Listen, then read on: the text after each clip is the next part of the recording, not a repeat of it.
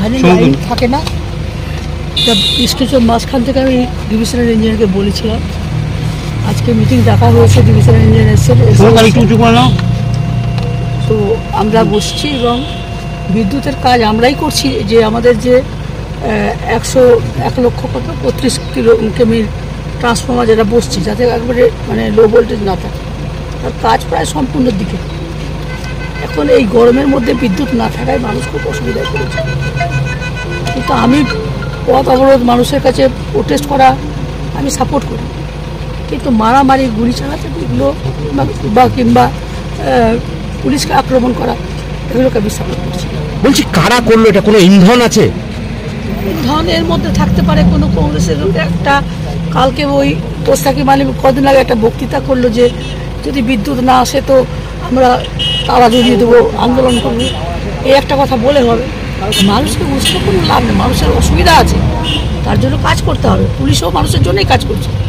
সব মিলে এই ব্যাপারটাকে খালি ওই পুলিশকে আক্রমণ করলেও চলবে না। মানুষও এখানে, মানুষকে আমি অনেক ফোন করেছি, আজকে 4টে পদ অবরোধ আমি তুলেছি, লাস্ট এইটা আমি তুলতে পারি। বলছি কতক্ষণ বিদ্যুৎ থাকে না? এলাকার মানুষরা কি জানিয়েছেন আপনার? বিদ্যুৎ সকালে চলে যায়, যদি সকাল রাত্রে 10টা অবধি যদি থাকে, 10টার পরে গোটা রাতই বিদ্যুৎ থাকে না। পেশেন্ট আছে, শ্বাসকষ্টের রুগী আছে, অসুবিধা আছে। এটা বারবার আমি ডিএ সাহেবকে জানিয়েছিলাম, এটা যদি উনি সলভ করতেন তাহলে আজকে এইটা আমাদের বাড়ির চোখে দেখতে হতো। বলছি যে পুলিশ গুলি চালালো এবার কেন? কি পরিস্থিতি হয়েছিল যে গুলিটা কি পেয়েছেন? আমি ঠিক জানি না কে গুলি চালিয়েছে না চালিয়েছে, এটা আমি পুরোটাই কিছু জানি না। তো এখানে পুলিশ আটকা পড়েছিল কোনো জায়গায় হয়তো, তার জন্য কে গুলি চালিয়েছে, কী বৃত্তান্ত, আমি এ ব্যাপারে পরিষ্কার কিছু জানি না। আমি এখন যাচ্ছি এলাকায়, সমস্ত খবর নিব, তারপরে আপনাদের বলছি ঘটনার তদন্ত চাইছেন? তদন্ত তো সিএমই চাইছে, এখানে বলার কি আছে?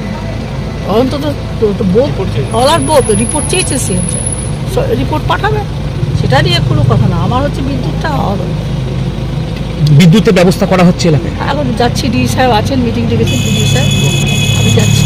বলছি অনেকেই এখানে অভিযোগ করছিলেন যে যারা অ্যাকিউজ নয়, মানে এই ঘটনার সাথে যুক্ত নয়, তাদেরকেও পুলিশ নাকি ডিটেইন করছে। মবের মধ্যে কে ছিল আর না ছিল তো কেউ বুঝতে পারছে না। পুলিশের সবাইকে সঠিকভাবে অ্যারেস্ট করছে, যাকে পাচ্ছে। আমাদের ওই ধরমপুর, ছোট ধরমপুর, দুটো লোক এখান দিয়ে যাচ্ছিল বাজার করে, ওদের পথ ধরে নিয়ে যাচ্ছে, ওরা আন্দোলনে, ওদের উপর এলা অঞ্চলে আন্দোলন। আমি পয়সা নিয়ে যেটা নিয়ে যেটা পুলিশের কাজ পুলিশ করছে, যতটা ফুটেজ থেকে করছেন আমি জানি না, করছি, সেটা প্রশাসনের কাজ। আমার যেটা কাজ হচ্ছে মানুষের বিদ্যুৎ পরিষেবাটা যাতে থাকে, সেই ব্যাপারটা নিয়ে আমরা মিটিং ডেকেছি, সেটা খুব